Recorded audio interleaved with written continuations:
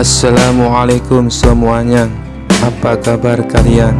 Semoga dalam keadaan sehat dan dilancarkan rezekinya oleh Allah. Amin ya robbal alamin. Dikisahkan suatu hari, raja memanggil Abu Nawas ke istana. Abu Nawas, aku ingin membuat universitas kerajaan. Namanya Universitas Baghdad Megah Sejahtera. Abu Nawas mengangguk. Bagus Baginda, tapi siapa dosennya? Aku tunjuk kamu saja jadi dosen pertama. Abu Nawas tersenyum jahil. Siap Baginda, saya akan jadi dosen paling abal-abal se-Baghdad. Kelas pertama, logika ngaco. Hari pertama kuliah, Abu Nawas berdiri di depan kelas, membawa papan tulis tapi tulisannya terbalik. Mahasiswa bingung, kenapa tulisannya kebalik wahai dosen? Supaya kalian mikir, kalau tulisan saja kalian tunggu lurus, bagaimana mau meluruskan jalan hidup? Semua langsung terdiam, kagum atau bingung, tak ada yang tahu. Lalu Abu Nawas mengajukan pertanyaan, kalau ada ayam naik unta, siapa yang capek? Mahasiswa saling berpandangan, unta dosen? Salah, yang capek itu tukang lukis yang disuruh gambar adegannya. Kelas kedua, matematika mistis. Anak-anak, kata Abu Nawas, berapa 2 ditambah 2? 4, jawab anak-anak. Salah besar, tegas Abu Nawas. Hah? Anak-anak terkejut kebingungan. Abu Nawas melanjutkan, 2 ditambah 2 itu tergantung niat. Kalau niatnya sedekah, bisa jadi berkah, dan nilainya tak terhingga. Tapi kalau niatnya korupsi, ya hasilnya masuk penjara. Raja datang secara diam-diam untuk melihat metode belajar Abu Nawas. Ia masuk kelas dan mendengar Abu Nawas yang sedang mengajar. Jangan hafal buku, hafal utang rakyat yang belum dibayar kerajaan. Raja terbatuk. Abu Nawas, apa ini? Ini pelajaran apa? Pelajaran hidup Baginda. Di dunia nyata, ijazah bisa dicetak, tapi akal sehat tidak. Raja mengangguk pelan. Kau memang abal-abal, tapi benar-benar bikin sadar. Sejak hari itu, Abu Nawas resmi diangkat jadi dosen luar biasa, karena terlalu luar biasa anehnya. Dan Universitas Baghdad Megah Sejahtera jadi tempat paling dicari, bukan karena fasilitasnya, tapi karena dosennya bisa bikin ketawa sambil mikir keras. Kisah selanjutnya. Dikisahkan suatu pagi yang cerah, Abu Nawas sedang duduk di depan rumahnya sambil menikmati secangkir teh hangat. Tiba-tiba seorang tetangga bernama Pak Jalal datang dengan wajah cemberut, membawa seutas tali yang ujungnya terikat bulu ayam. Abu Nawas, kau pasti tahu ayamku hilang semalam, dan ini? Seru Pak Jalal sambil menunjukkan bulu ayam. Aku menemukan bulu ayam ini di depan rumahmu, kau pasti mencurinya. Abu Nawas terkejut, tapi ia tetap tenang. Dengan gaya santai, ia menatap bulu ayam itu dan berkata, Pak Jalal, ini hanya bulu ayam. Mana buktinya kalau aku yang mencuri ayammu? Jangan pura-pura, Abu Nawas. Kau pasti pelakunya, bentak Pak Jalal. Baiklah, kata Abu Nawas sambil tersenyum. Kalau begitu, mari kita pergi ke hakim untuk menyelesaikan masalah ini. Mereka pun pergi ke rumah hakim. Di sana Pak Jalal menjelaskan bahwa ia menemukan bulu ayam di depan rumah Abu Nawas dan menuduh Abu Nawas sebagai pencurinya. Hakim mengangguk-angguk, lalu bertanya kepada Abu Nawas, bagaimana pembelaanmu Abu Nawas? Dengan tenang Abu Nawas menjawab, Yang mulia, jika bulu ayam di depan rumah saya dijadikan bukti bahwa saya mencuri ayam, maka jika saya menemukan rambut di depan rumah Pak Jalal, apakah itu berarti saya boleh menuduh Pak Jalal mencuri istri saya? Hakim dan semua orang yang mendengar itu langsung tertawa terbahak-bahak. Pak Jalal pun terdiam dengan wajah merah padam karena malu. Hakim berkata, Pak Jalal, tuduhanmu tidak berdasar. Hanya karena ada bulu ayam di depan rumah Abu Nawas, bukan berarti dia mencuri ayammu. Pulanglah dan carilah ayammu dengan cara yang benar. Pak Jalal akhirnya pergi dengan wajah kesal. Sementara Abu Nawas pulang ke rumahnya sambil tersenyum puas. Sejak saat itu, tidak ada lagi yang berani menuduh Abu Nawas tanpa bukti yang jelas, karena mereka tahu betapa cerdiknya Abu Nawas. Kisah selanjutnya. Dikisahkan pada suatu hari, seorang Yahudi kaya di kota Baghdad merasa iri dengan kepopuleran Abu Nawas yang dikenal cerdas dan dihormati banyak masyarakat. Ia pun berniat menjebak Abu Nawas agar terperangkap dalam aib besar dan dipermalukan di depan Raja Harun al-Rasyid. Yahudi itu mengundang Abu Nawas ke rumahnya dengan alasan ingin berdiskusi tentang ilmu pengetahuan. Abu Nawas yang selalu bersikap ramah kepada siapa saja menerima undangan itu tanpa curiga. Saat tiba di rumah Yahudi tersebut, Abu Nawas disuguhi makanan dan minuman yang mewah. Namun ada satu minuman yang tampak mencurigakan bagi Abu Nawas, sebuah gelas berisi cairan merah. Abu Nawas, kata Yahudi itu dengan senyum licik, minuman ini adalah sari buah anggur yang sangat langka. Hanya orang-orang istimewa yang bisa mencicipinya. Silakan minumlah. Abu Nawas melirik gelas itu dengan tatapan tajam. Ia tahu betul bahwa itu bukan sekedar sari buah, melainkan arak.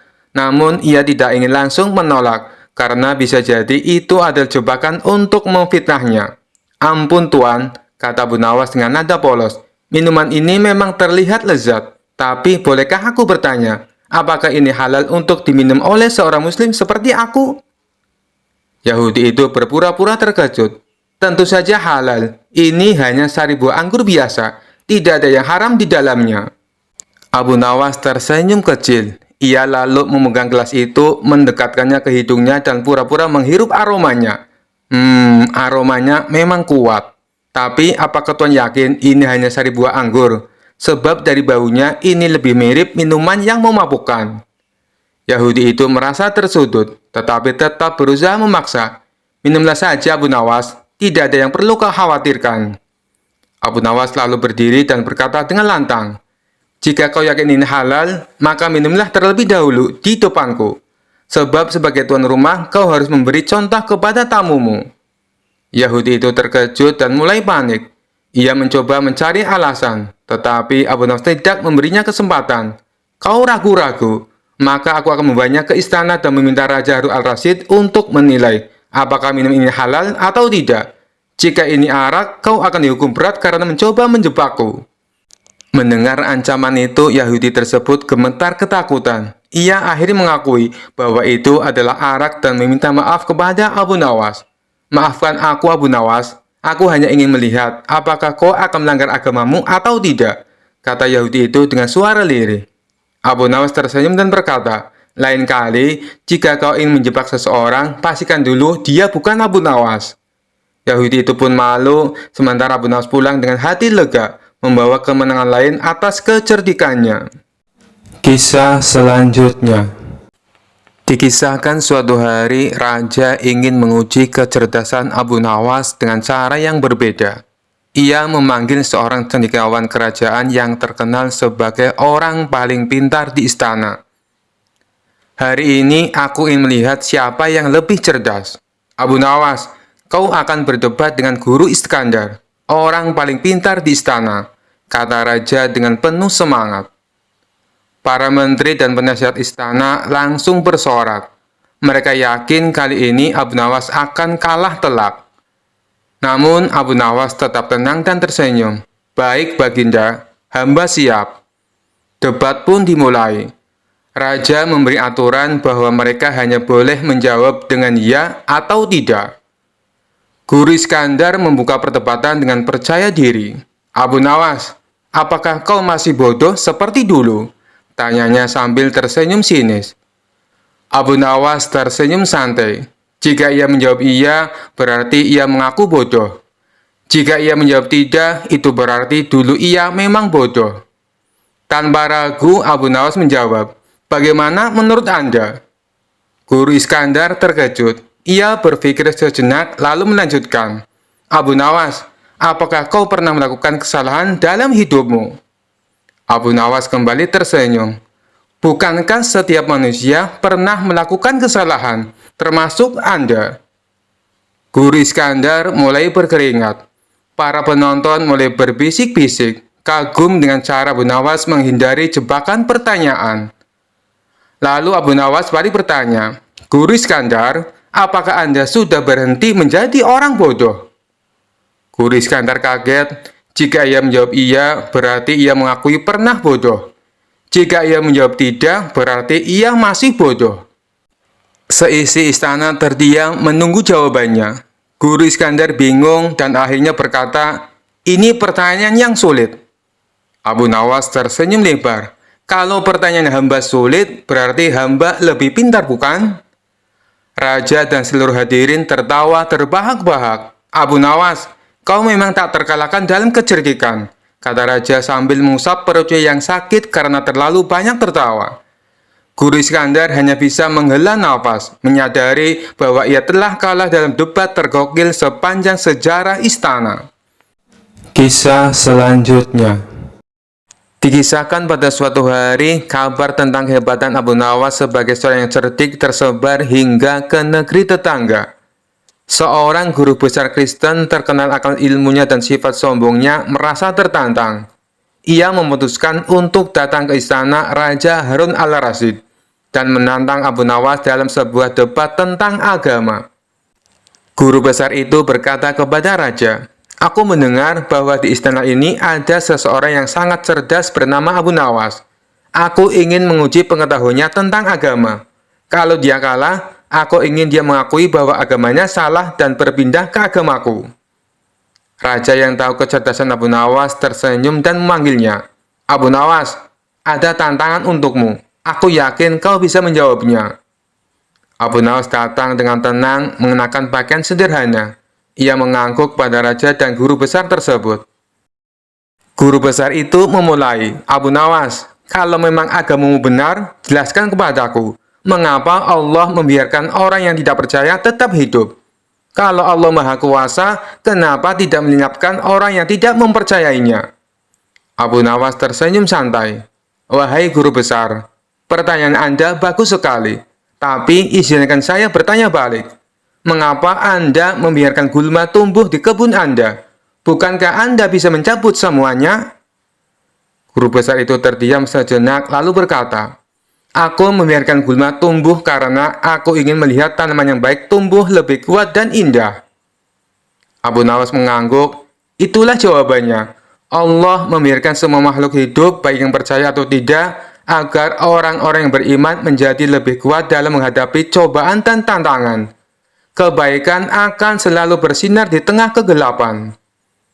Guru besar itu tersenyum sinis, merasa belum kalah. Ia berkata, "Kalau begitu, jelaskan padaku, mengapa agamamu membutuhkan Nabi Muhammad? Bukankah Tuhan cukup untuk mengajarkan kepada manusia?" Abu Nawas dengan tenang menjawab, "Guru besar, izinkan saya bertanya. Anda adalah guru besar di sini, benar?" "Benar," jawab guru besar itu dengan bangga. "Kalau begitu, kenapa murid-murid Anda membutuhkan buku dan pena? Bukankah Anda cukup untuk mengajarkan mereka?" Guru besar itu terdiam lagi. Abu Nawas melanjutkan, "Nabi Muhammad adalah petunjuk langsung dari Allah, seperti buku pelajaran dari seorang guru besar. Tanpa petunjuk itu, umat manusia akan kebingungan dalam memahami jalan yang benar." Para hadirin mulai tertawa kecil melihat guru besar itu berkeringat. Tapi ia tidak menyerah. "Baiklah, kalau begitu, jelaskan padaku, bagaimana mungkin Tuhan yang Maha Besar mengatur semua hal kecil di dunia ini? Seperti kapan hujan turun atau kapan bayi lahir?" Abu Nawas tersenyum lebar. "Guru besar, apakah Anda punya jam tangan?" "Tentu saja," jawabnya sambil menunjukkan jam tangannya yang mahal. Abu Nawas bertanya lagi, "Jam tangan Anda bisa menunjukkan waktu dengan tepat. Apakah Anda membuatnya sendiri?" "Tidak, ini dibuat oleh pembuat jam." "Dan apakah pembuat jam itu harus datang setiap hari untuk memastikan jam tangan Anda tetap bekerja?" "Tidak, jam ini sudah dirancang untuk bekerja dengan sendirinya." Abu Nawas tersenyum lebih lebar. "Itulah jawaban saya. Allah menciptakan alam semesta dengan kesempurnaan. Dia tidak perlu mengatur setiap detik secara langsung, karena semuanya sudah berjalan sesuai dengan kehendaknya." Guru besar itu terdiam, wajahnya memerah padam. Ia kehabisan akal untuk menjawab. Para hadirin bersorak memuji kecerdasan Abu Nawas. Akhirnya guru besar itu berdiri dan berkata, "Aku mengaku kalah, dan aku melihat kebenaran dalam jawabanmu. Mulai hari ini, aku ingin belajar lebih banyak tentang Islam. Abu Nawas tersenyum rendah hati. Kebenaran hanya milik Allah. Saya hanya menyampaikan apa yang saya tahu. Raja Harun al-Rasyid tertawa terbahak-bahak. Abu Nawas, kau selalu tahu cara mengalahkan kesombongan dengan kebijaksanaan. Kau memang tak tergantikan. Kisah selanjutnya. Dikisahkan pada suatu hari di sebuah auditorium megah di Damaskus diadakan debat besar-besaran antara seorang pastor dan seorang ulama Islam. Tapi kali ini yang dikirim untuk membela Islam bukanlah syekh biasa, melainkan Abu Nawas. Ribuan orang hadir siap menyaksikan debat seru ini. Pastor naik ke podium dengan percaya diri, sementara Abu Nawas masih sibuk menikmati buah kurma di bangkunya. Pastor naik ke podium lebih dulu dan mulai berbicara dengan percaya diri. Kalian umat Islam selalu melarang penyembahan berhala, tapi kalian semua sujud menghadap Ka'bah yang jelas-jelas terbuat dari batu. Apa bedanya dengan patung singa yang juga terbuat dari batu? Kalau patung singa tidak boleh disembah, kenapa Ka'bah boleh dihadapi? Penonton mulai berbisik-bisik. Abu Nawas yang duduk santai di kursinya hanya tersenyum. Pastor melanjutkan, lalu kalian mengharamkan babi, karena katanya hewan ini makan kotoran. Tapi saya punya peternakan babi yang diberi makan sayuran dan minum susu. Sementara ayam-ayam kalian malah suka makan kotoran. Jadi, mana yang lebih bersih? Para hadirin mulai terdiam. Pastor tersenyum puas.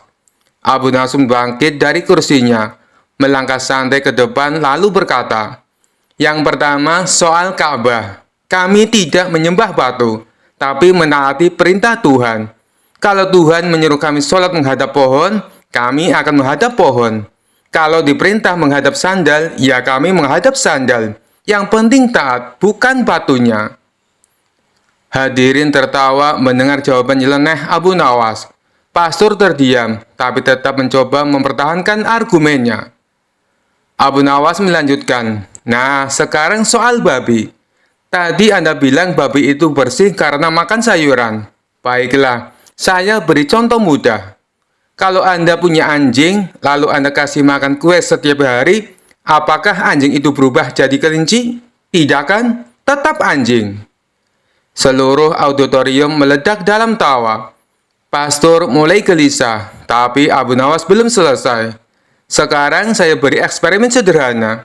Tolong panitia bawa 1 ekor ayam dan 1 ekor babi ke panggung. Seekor ayam dan seekor babi dinaikkan ke panggung. Abu Nawas berkata, perhatikan baik-baik. Kalau 2 ayam jantan bertemu, mereka akan bertarung untuk mendapatkan betina. Tapi kalau 2 babi jantan bertemu, mereka malah berbagi betina. Penonton menyaksikan dengan mata terbelalak. Pastor mulai berkeringat. Abu Nawas melanjutkan dengan wajah serius. Dalam Islam, kita punya aturan menjaga kehormatan. Istri hanya untuk suaminya, bukan untuk dibagi-bagi seperti babi. Maka dari itu, babi diharamkan. Bukan cuma karena makanannya, tapi juga kelakuannya. Auditorium langsung bergemuruh. Pastor tak bisa menjawab, hanya bisa menunduk dan buru-buru turun dari podium. Sementara itu Abu Nawas tersenyum puas dan berkata, jadi siapa yang mau ikut makan ayam setelah ini? Tawa pun pecah. Abu Nawas kembali ke Baghdad dengan kemenangan gemilang. Kisah selanjutnya. Dikisahkan pada suatu hari yang cerah, seorang pendeta terkenal datang ke kota tempat tinggal Abu Nawas. Ia mendengar bahwa Abu Nawas bukannya cerdas, tetapi juga punya lidah yang tajam dan akal yang licin. Karena penasaran, ia menantang Abu Nawas untuk berdiskusi tentang perbedaan hari raya umat masing-masing. Jika aku bisa mengalahkan Abu Nawas dalam perdebatan ini, aku akan terkenal di seluruh negeri, pikir si pendeta dengan penuh percaya diri. Mendengar kabar bahwa akan ada perdebatan antara Abu Nawas dan pendeta itu, warga berbondong-bondong datang ke pasar. Mereka tahu betapa lihainya Abu Nawas dalam beradu argumen. Bahkan kucing Abu Nawas saja pernah mengalahkan seorang hakim dalam sidang. Setelah banyak orang berkumpul, pendeta itu pun membuka perdebatan. Abu Nawas, aku ingin bertanya kepadamu. Mengapa hari raya agamamu selalu berubah-ubah tanggalnya setiap tahun? Sedangkan hari raya kami tetap dan tidak pernah bergeser. Orang-orang mengangguk-angguk, merasa bahwa pertanyaan pendeta itu cukup masuk akal. Semua mata tertuju pada Abu Nawas, menunggu jawaban ajaibnya. Abu Nawas mengelus jenggotnya sejenak lalu tersenyum. Wahai pendeta, sebelum aku menjawab pertanyaanmu, aku ingin bertanya dulu kepadamu. Apakah engkau memiliki kambing? Pendeta itu terkejut, tidak menyangka akan ditanya soal kambing. Tentu saja aku punya kambing di rumah. Bagus, apakah kambingmu itu makan rumput? Ya, tentu saja, semua kambing makan rumput. Tetapi kalau kau beri dia roti, apakah dia mau memakannya? Pendeta itu mulai bingung, tetapi tetap menjawab. Tentu saja, kalau lapar, kambing akan makan apa saja, termasuk roti. Abu Nawas tersenyum lebar dan berkata, nah, itulah perbedaannya. Hari raya kami seperti kambing, yang bisa menyesuaikan diri dengan kalender bulan. Sedangkan hari raya kalian seperti roti, yang selalu di tempat yang sama dan tidak berubah-ubah. Orang-orang yang menyaksikan perdebatan itu terdiam sejenak, lalu seketika meledak dalam tawa. Abu Nawas memang luar biasa, teriak seorang di tengah kerumunan. Pendeta itu hanya bisa menggaruk kepala. Ia ingin membantah, tetapi tidak tahu harus berkata apa. Namun Abu Nawas belum selesai. Ia menepuk daun si pendeta dan berkata, sebenarnya aku juga punya teori yang lain. Kau tahu kura-kura dan kelinci? Tentu saja. Hari raya kami seperti kura-kura, jalannya pelan tapi pasti, mengikuti perhitungan bulan. Sedangkan hari raya kalian seperti kelinci, yang loncat-loncat di tempat yang sama, takut bergerak ke depan. Orang-orang kembali tertawa terbahak-bahak, bahkan seorang nenek sampai terbatuk-batuk saking geli mendengarnya. Pendeta itu tersenyum masam dan berkata, baiklah, aku mengakui kecerdasanmu Abu Nawas, tapi setidaknya hari raya kami lebih mudah diingat. Abu Nawas tertawa dan menjawab, benar, sama seperti tanggal jatuh tempo hutang, tetap di tanggal yang sama setiap tahun, tapi tetap saja banyak orang yang lupa. Sekali lagi pasar pun riuh dengan gelak tawa. Pendeta itu akhirnya menyerah, menyalami Abu Nawas, lalu pergi dengan kepala tertunduk. Sementara itu Abu Nawas pulang dengan bangga, merasa puas telah memenangkan perdebatan dengan cara yang unik. Kisah selanjutnya. Pada suatu hari, ada seorang pria yang berniat mencuri atau merampok di rumah Abu Nawas. Pria ini berpikir bahwa di rumah Abu Nawas pasti banyak uang dan barang berharga, karena sering diberi hadiah oleh Raja Harun al-Rasyid. Pria ini juga mengerti bahwa Abu Nawas adalah orang yang cerdas. Karena itu, sebelum berangkat melakukan aksinya, pria ini mencari ide agar aksinya berjalan dengan mulus. Beberapa saat kemudian, muncullah ide yang dianggap pria ini pasti berhasil. Kemudian, malam itu dia berangkat langsung ke rumah Abu Nawas. Saat itu, Abu Nawas sedang tertidur. Begitu di depan rumah Abu Nawas, pria tersebut langsung mengetuk pintu.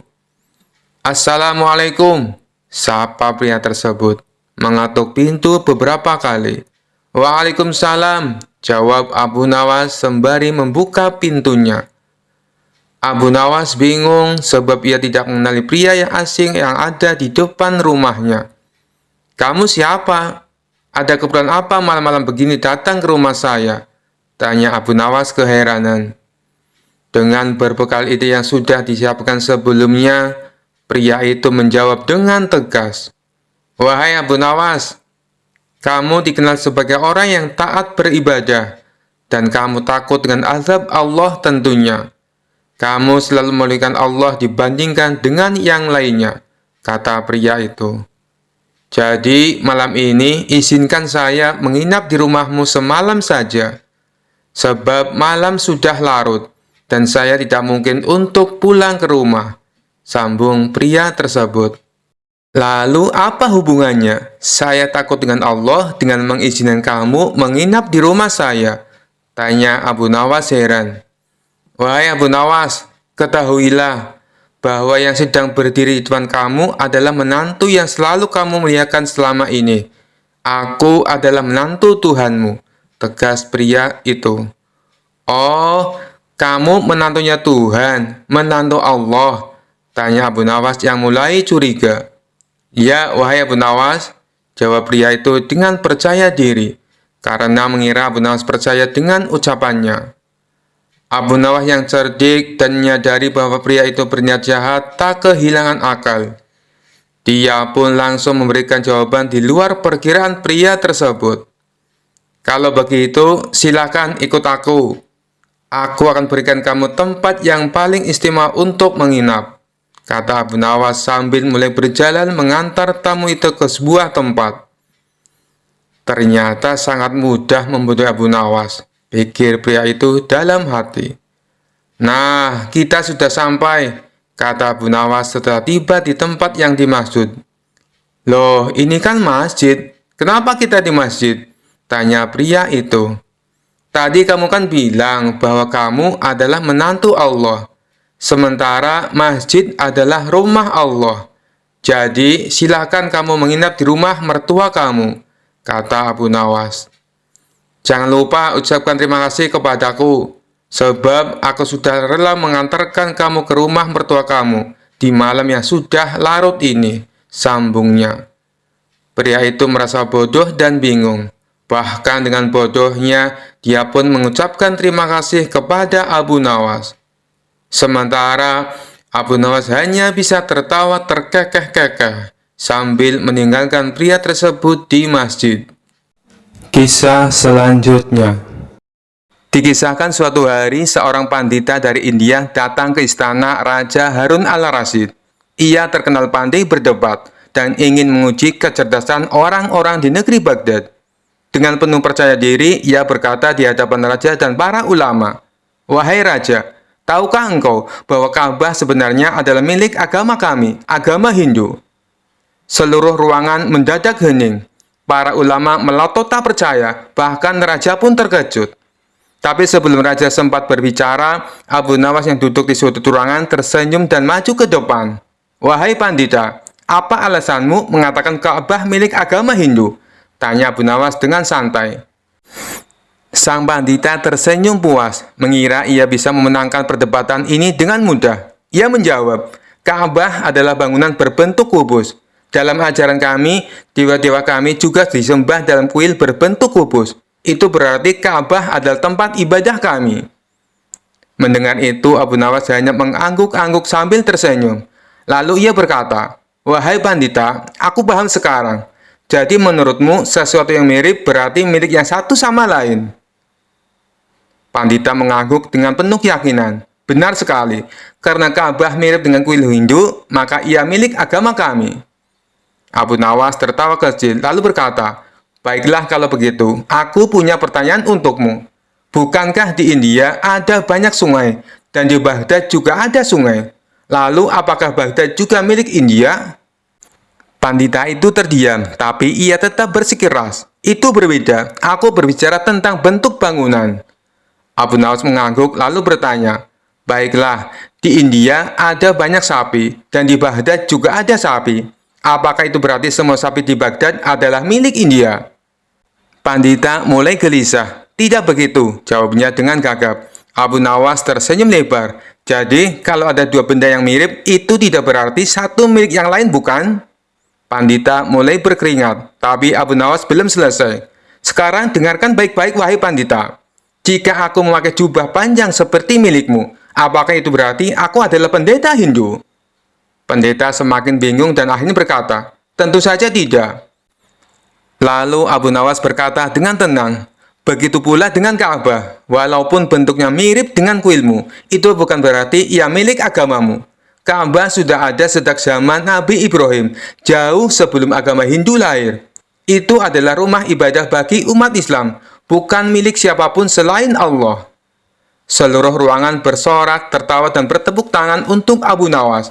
Sang raja pun tertawa terbahak-bahak dan berkata, "Pandita, engkau datang dengan penuh percaya diri, tapi pulang dengan kepala pusing karena Abu Nawas." Sang pandita hanya bisa menunduk malu, dan akhirnya pamit dengan wajah merah padam. Sementara itu, Abu Nawas menikmati kemenangan dan menikmati makanan lezat dari dapur istana. Kisah selanjutnya. Pada suatu siang, di sebuah masjid pinggir kota Baghdad, ada seorang pria bernama Abdul Qasim yang sedang beristirahat sejenak. Lalu ia terpana dengan gerak-gerik seorang pria yang sedang khusyuk berzikir sambil bersila. Pria itu bernama Abu Nawas. Kenapa ia sangat khusyuk?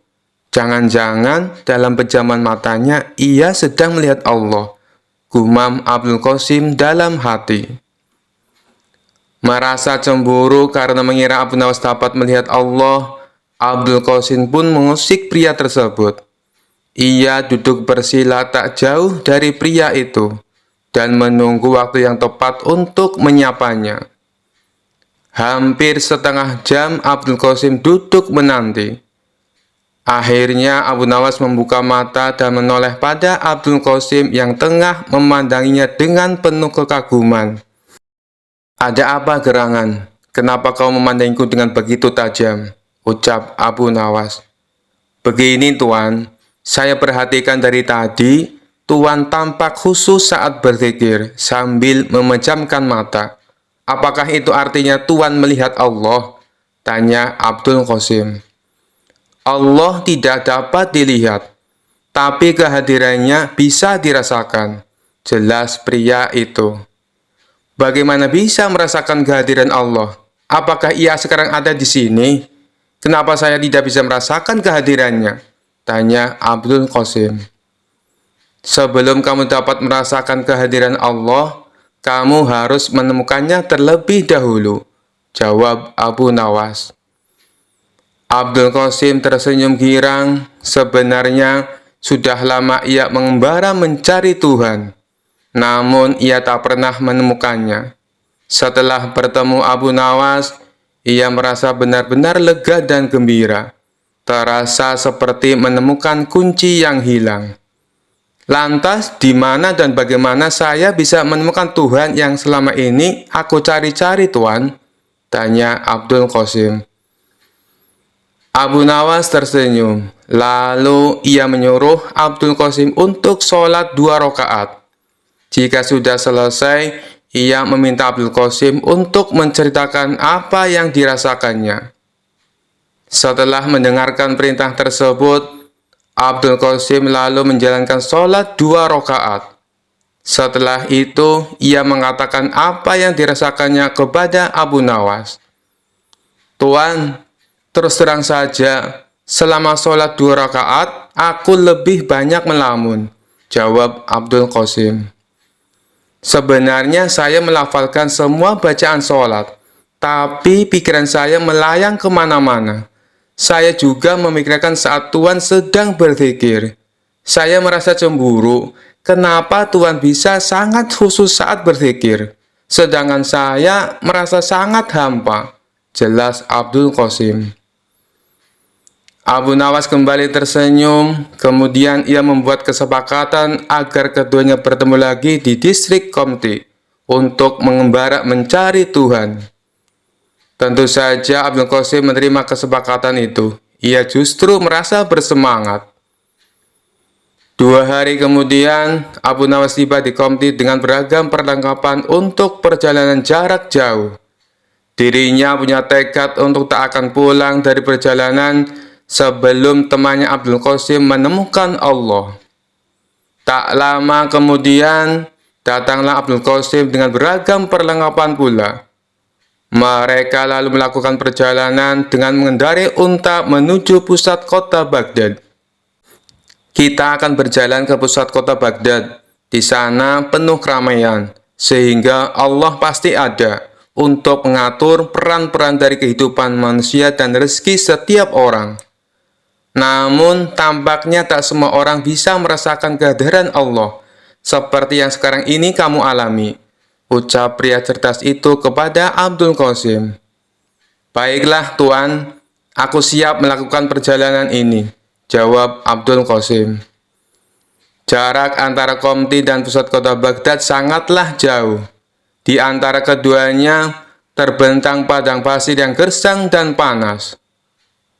Dalam perjalanan, tiba-tiba Abu Nawas mengatakan pada Abdul Qasim bahwa mereka nanti akan menjamak sholat untuk menghemat waktu. Temanku Abdul Qasim, untuk menghemat waktu, bagaimana kalau kita nanti melakukan sholat jamak takhir?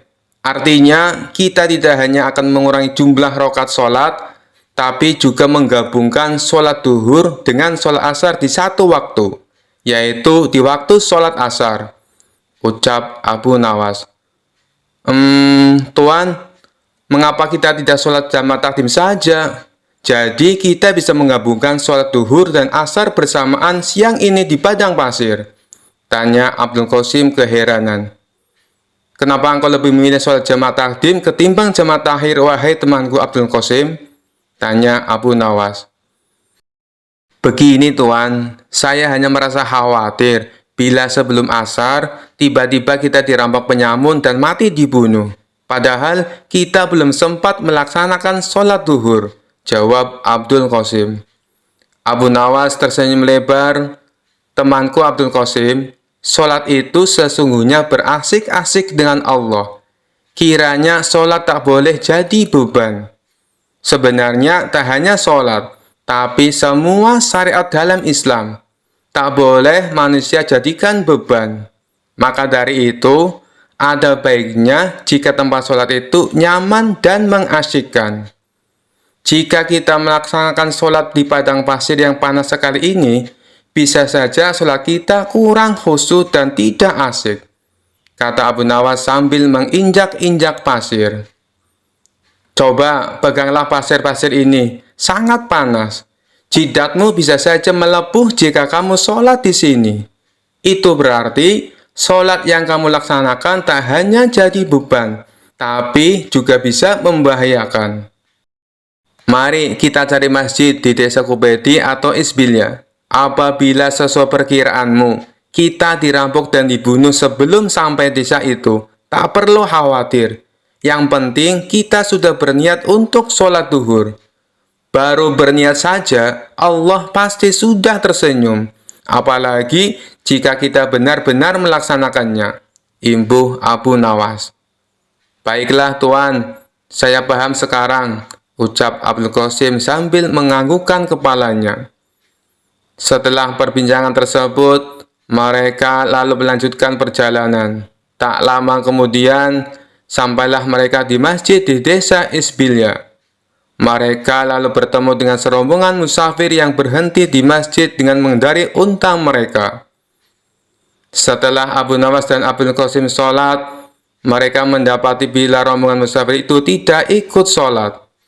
Karena penasaran, Abdul Qasim pun bertanya pada salah satu rombongan.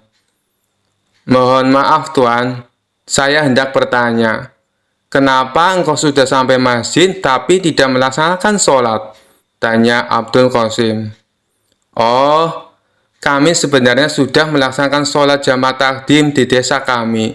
Jadi, kami tak punya kewajiban lagi untuk sholat asar, jawab salah satu rombongan itu. Lantas, mengapa kalian berhenti di masjid jika memang tak lagi punya kewajiban untuk sholat asar? Tanya Abdul Qasim penasaran. Oh, itu karena beberapa ekor unta kami tampak kelelahan. Jadi, kami berhenti sejenak untuk membiarkan mereka beristirahat di taman masjid ini. Islam mengajarkan kami untuk tidak berbuat zalim kepada semua makhluk, termasuk pada unta-unta ini. Benar begitu kan? Jawab kepala rombongan. Abdul Qasim merasa kagum dengan jawaban ketua rombongan musafir itu. Namun masih ada yang ingin ia tanyakan. Tuan, apakah engkau bersikap baik hanya pada unta saja atau pada semua binatang? Tanyanya. Ketua rombongan itu tersenyum lalu menjawab, jangankan kepada binatang, bahkan kepada pepohonan ini pun kami juga takut untuk berbuat zalim. Kita sholat untuk mencegah dari berbuat fahsyah dan mungkar. Untuk apa kita sholat jika tetap berbuat kejahatan terhadap sesama makhluk ciptaan Allah? Abdul Qasim semakin kagum dengan jawaban tersebut. Ia lalu pamit untuk melanjutkan perjalanan bersama Abu Nawas. Sepanjang perjalanan, ia tampak lebih tenang saat mengendalikan untanya. Sepertinya ia tengah berusaha mencerna kalimat yang diucapkan oleh ketua rombongan musafir tadi. Abu Nawas mengajaknya berbicara untuk memecahkan keheningan. Tampaknya kau sedang berpikir sesuatu. Apa yang sedang kau pikirkan? Tanya Abu Nawas. Abdul Qasim sangat bersemangat dan sontak bertanya. Sebenarnya, tadi saya mendengar kepala musafir menyebutkan kata fahsyah dan mungkar. Jujur saja, saya belum mengerti maksudnya, Tuan. Bolehkah saya meminta penjelasan pada Tuan? Oh, jadi itu yang membuatmu penasaran. Jadi, fahsyah adalah semua perbuatan buruk yang tidak mengakibatkan kerugian langsung kepada orang lain. Karena tak langsung memberikan dampak buruk, biasanya orang-orang tak segera bisa mengenali nilai-nilai buruk yang terkandung dalam fahsyah itu. Setelah itu, Allah akan memberikan pelajaran lewat agama. Jelas Abu Nawas. Agar hamba semakin paham, bisakah Tuan menyebutkan contoh fahsyah? Tanya Abdul Qasim antusias. Contohnya saja perzinaan, meneguk minuman beralkohol, atau memakan makanan haram. Saat dua orang berzina, sebenarnya orang lain tak merasa dirugikan secara langsung, sebab tak ada korban jiwa akibat perbuatan mereka.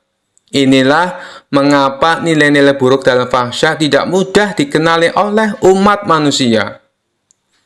Abdul Qasim tertegun dan mengakukan kepala tanda paham.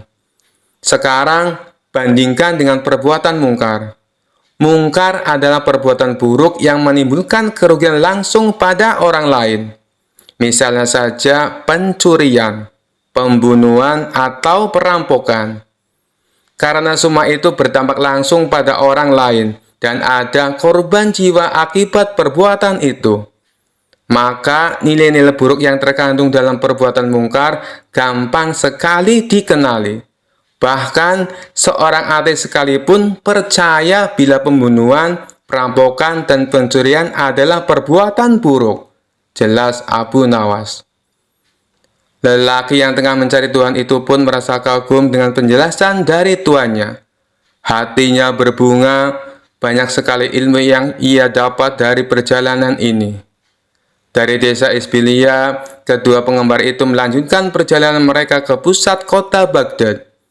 Selama 8 hari, mereka berjalan melewati padang pasir yang panas. Setelah melakukan perjalanan selama 13 hari, sampailah mereka di bibir kota Baghdad. Abu Nawas merasa heran karena sejumlah ruas jalan menuju pusat kota ditutup. Hampir 2 pekan melakukan perjalanan, pujangga ini tak tahu perkembangan berita. Mereka pun mencari-cari jalan agar cepat sampai di pusat kota Baghdad. Pada akhirnya, mereka pun berhasil sampai di pusat kota Baghdad. Ada ratusan ribu orang berkumpul di alun-alun karena hendak melaksanakan sholat. Rupanya, hal tersebutlah yang membuat sejumlah ruas jalan ditutup. Lalu Abu Nawas mengajak Abdul Qasim untuk ikut sholat berjamaah. Usai sholat, mereka menyaksikan sejumlah orang naik ke atas panggung, lalu satu persatu melakukan orasi. Beberapa orang berorasi menggunakan kalimat yang tak selayaknya diucapkan usai sholat. Abdul Qasim yang jarang berkunjung ke pusat kota Baghdad merasa terheran-heran menyaksikan pemandangan ini.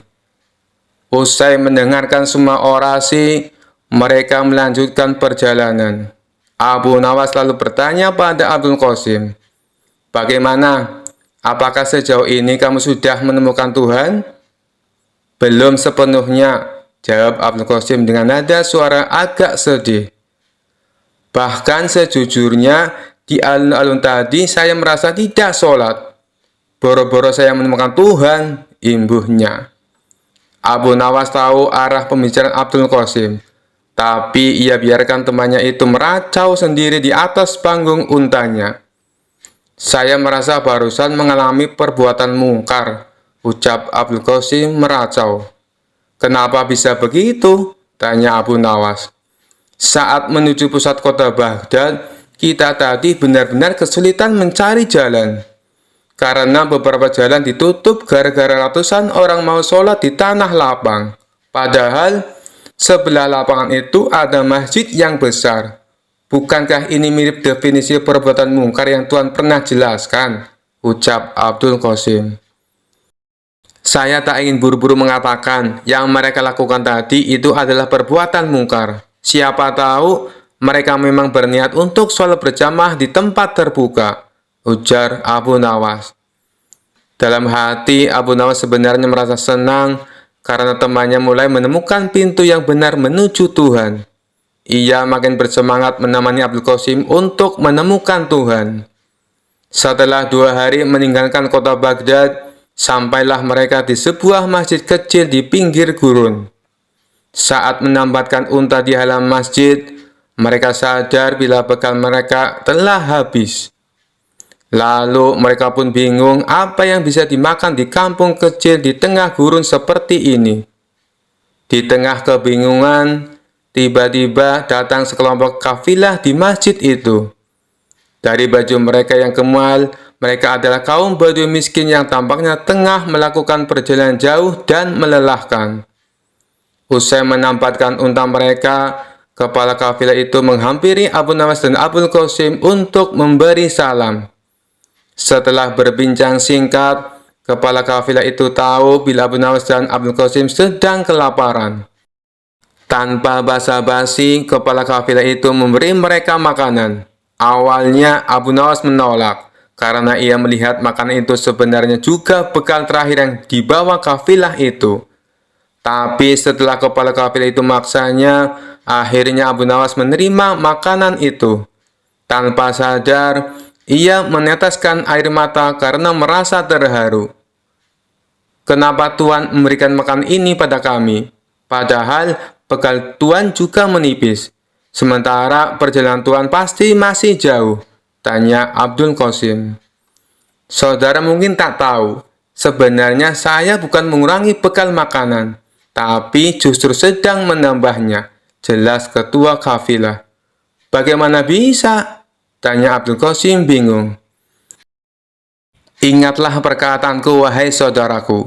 Allah memerintahkan kita untuk bersedekah, dalam kondisi sempit maupun lapang.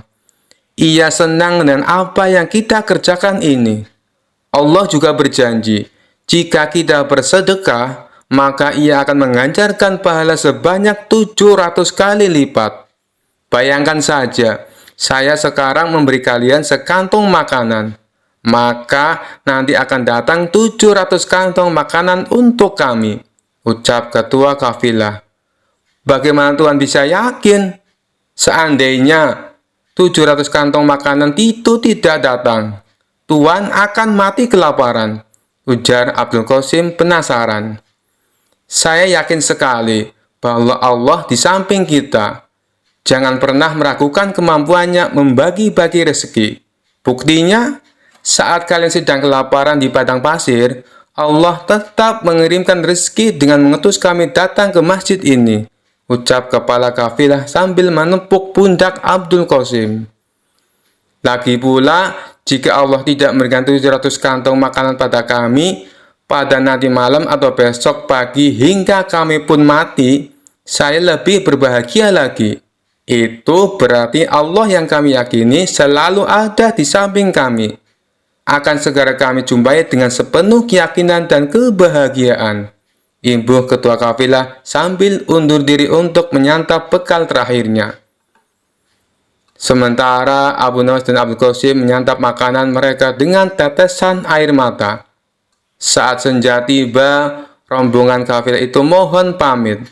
Lalu Abu Nawas dan Abdul Qasim mengantar kepergian mereka dengan syukur dan sukacita. Karena hari sudah semakin gelap, bagaimana kalau bermalam saja di masjid ini? Besok kita akan kembali ke rumah masing-masing, ucap Abdul Qasim. Apakah itu artinya kau sudah menemukan Tuhan, saudaraku Abdul Qasim? Tanya Abu Nawas. Benar, Tuan. Saya sudah menemukan Tuhan yang selama ini hilang dari saya. Tapi Tuan nikmati keberadaannya dalam zikir Tuan. Jelas Abdul Qasim yakin. Bagaimana bisa engkau tiba-tiba menemukan Tuhan, saudaraku? Tanya Abu Nawas penasaran. Sebenarnya, ketika hari pertama kita melakukan perjalanan, dan Tuhan berkata bahwa sholat harus mengasihkan dan tak boleh tersiksa menanggung beban, saya hampir menemukan Allah. Ia menurunkan syariat agama pasti untuk membahagiakan umatnya, bukan untuk mempersulit mereka, ucap Abdul Qasim. Kemudian, ketika kita bertemu dengan musafir yang peduli pada unta-unta mereka, saya sudah merasa semakin dekat dengan Tuhan yang saya cari. Lalu, ketika saya tak merasa bahagia ketika sholat di alun-alun kota Baghdad, sesungguhnya saya merasa tengah diajarkan makna dan tujuan sholat yang sebenarnya. Imbuh Abdul Qasim. Abu Nawas hanya terdiam dan tersenyum. Wahai saudaraku, sore ini adalah puncaknya saya menemukan Allah. Bertemu dengan para kafilah membuat saya sadar bahwa tujuan dari sholat sesungguhnya adalah menjaga kemanusiaan. Tanpa pemberian mereka, mungkin kita malam ini akan mati kelaparan. Sholat yang mereka lakukan membuat mereka yakin kemanusiaan harus dijaga dimanapun mereka berada. Sekarang, saya semakin yakin mengapa Allah memerintahkan kita untuk sholat. Saya pun merasa Allah kini selalu berada di samping saya, karena saya meyakini hal itu, ujar Abdul Qasim. Abu Nawas tersenyum bahagia. Ia bersyukur karena akhirnya saudaranya dapat menemukan Tuhan, yakni di hatinya. Mereka pun bermalam di masjid itu. Keesokan harinya, mereka berpisah untuk kembali ke rumah masing-masing. Abdul Qasim berterima kasih pada Abu Nawas karena telah menemaninya mencari Tuhan. Kisah selanjutnya. Dikisahkan pada suatu hari ada seorang pria yang sombong dan suka menghujat Allah di pasar kota Baghdad. Ia sering berteriak lantang, "Jika Allah itu ada, buktikan pada aku. Aku bahkan tidak takut padanya. Aku bisa melakukan apapun termasuk minum racun tanpa terluka." Orang-orang yang mendengar ucapan itu geram, tetapi tak ada yang berani melawan pria itu, karena badannya besar dan bicaranya kasar. Raja Harun al-Rasyid yang mendengar kabar itu meminta Abu Nawas untuk menghadapinya. "Aku ingin kau berdebat dengannya, Abu Nawas. Jika kau bisa membungkamnya, aku akan memberimu hadiah besar," perintah sang raja. Abu Nawas mendatangi pria sombong itu di alun-alun. Dengan santai ia berdiri di tengah kerumunan dan berkata, "Wahai Tuan Besar, aku dengar kau merasa berani menantang Allah. Benarkah itu?" "Benar sekali. Apa kau juga ingin menantangku?" "Aku tidak takut pada siapapun, termasuk Tuhanmu," jawab pria itu dengan congkak. Abu Nawas tersenyum. "Baiklah, jika kau merasa hebat, aku ingin menguji keberanianmu. Minumlah racun ini," katanya sambil mengeluarkan botol kecil yang berisi cairan hitam pekat. Pria itu sedikit terkejut, tetapi ia tidak ingin terlihat takut di depan banyak orang. "Apa racun ini benar-benar mematikan?" tanyanya ragu. "Tentu saja, hanya orang yang percaya pada Allah yang bisa selamat setelah meminumnya," jawab Abu Nawas dengan nada meyakinkan. "Kalau begitu, kau dulu yang minum, baru aku percaya," tantang pria tersebut.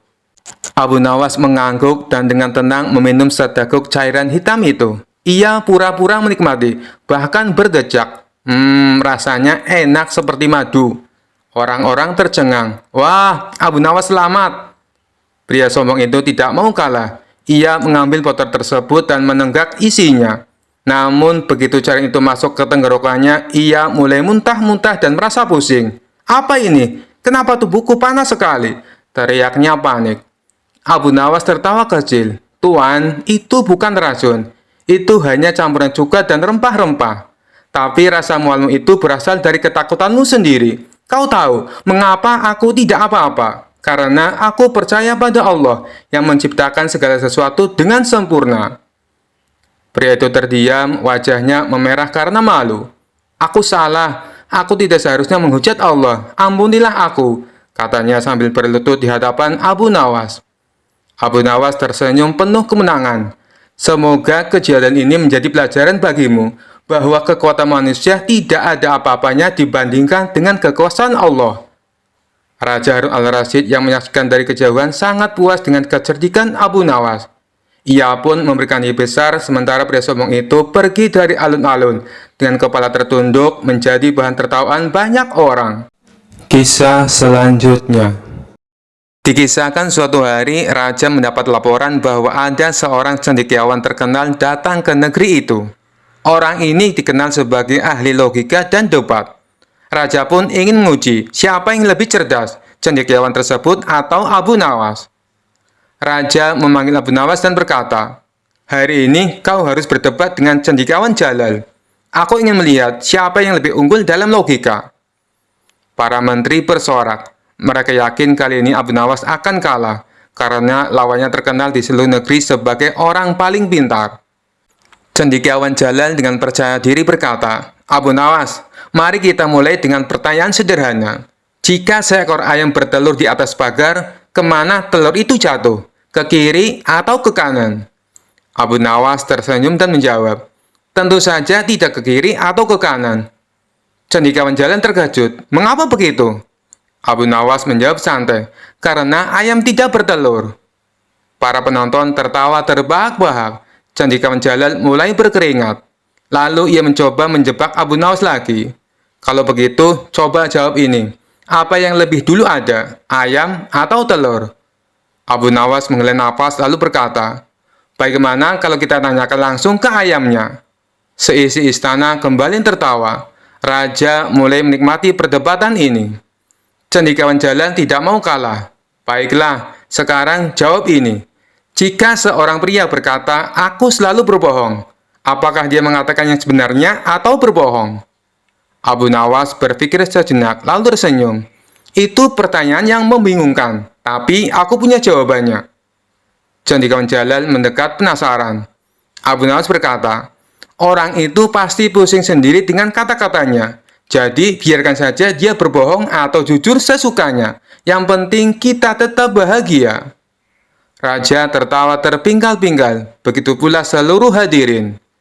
Cendekiawan Jalal akhirnya menyerah dan berkata, "Aku mengakui kecerdasanmu Abu Nawas, logikamu memang tak terduga."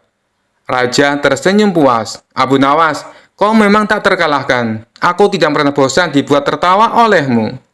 Sejak saat itu, cendekiawan istana pun mengakui Abu Nawas bukan hanya cerdik, tetapi juga punya cara unik dalam berpikir yang sulit dikalahkan. Kisah selanjutnya. Dikisahkan suatu hari, istana Raja Harun al-Rasyid gempar. Permaisuri yang biasanya lembut dan anggun, tiba-tiba berubah menjadi liar. Ia berteriak-teriak, tertawa sendiri, dan bahkan naik ke atas meja sambil mengacung-acungkan sendok seperti pedang. "Aku adalah setan penguasa istana. Semua orang harus takut padaku," teriaknya sambil menjulurkan lidah. Para pelayan ketakutan, dayang-dayang pingsan bergiliran, dan para prajurit bingung harus berbuat apa. Raja Harun al-Rasyid cemas luar biasa. Ia telah memanggil tabib, dukun, bahkan ustadz ternama. Tetapi tak satu pun yang berhasil menyembuhkan sang permaisuri. Akhirnya sebagai harapan terakhir, Raja memanggil Abu Nawas. "Wahai Abu Nawas, jika kau berhasil menyembuhkan permaisuri, aku akan memberimu hadiah besar. Tapi jika gagal, kepalamu bisa melayang." Abu Nawas mengelus jenggotnya dan tersenyum santai. "Tenang Baginda, saya punya cara ampuh untuk mengusir setan ini." Lalu ia mendekati permaisuri yang masih berguling-guling di lantai sambil tertawa-tawa. "Wahai setan, mengapa kau berani merasuki tubuh permaisuri?" Permaisuri yang kerasukan setan tiba-tiba tertawa seram. "Karena tubuhnya nyaman. Istana ini mewah, makanannya enak, aku tidak mau pergi." Abu Nawas mengangguk-angguk. "Oh, jadi kau betah di sini?" "Tentu saja," jawab setan dalam tubuh permaisuri. Abu Nawas tersenyum lecek. "Baiklah kalau begitu, aku akan membuat tempat ini tidak nyaman untukmu." Lalu Abu Nawas berbisik ke telinga raja dan berkata, "Baginda, tolong keluarkan perintah bahwa mulai hari ini, semua makan di istana hanya boleh berisi bawang putih dan jengkol." Raja yang kebingungan akhirnya mengumumkan, Mulai sekarang, semua makan istana wajib menggunakan bawang putih dan jengkol sebagai bahan utama. Tidak lama setelah itu, dapur istana mulai berasap. Bau jengkol menyengat ke seluruh ruangan. Bahkan tikus-tikus di istana pun berbondong-bondong pergi mencari tempat yang lain. Permaisuri yang kerasukan tiba-tiba mencium aroma itu dan langsung bereaksi. Bau menyengat apa ini? Abu Nawas menekankan sepiring jengkol ke hidungnya. Oh, ini hanya makanan baru istana. Mau coba? Permaisuri langsung melompat ke udara. Badannya bergetar hebat. Tidak, aku keluar, aku keluar. Istana ini sudah tidak layak ditinggali. Dalam sekejap, permaisuri pingsan. Beberapa saat kemudian, ia bangun dengan wajah bingung. Kenapa aku ada di lantai? Dan bau apa ini? Raja terharu dan memeluk permaisuri. Kau sudah sembuh, permaisuriku. Raja pun menepati janjinya dan memberi Abu Nawas hadiah besar. Namun keesokan harinya, para pelayan, prajurit, dan semua penghuni istana mogok kerja gara-gara trauma dengan bau jengkol. Sekian dulu perjumpaan kita kali ini. Sampai bertemu lagi di kisah-kisah selanjutnya. Terima kasih yang sudah subscribe dan setia menonton channel ini. Wassalamualaikum warahmatullahi wabarakatuh.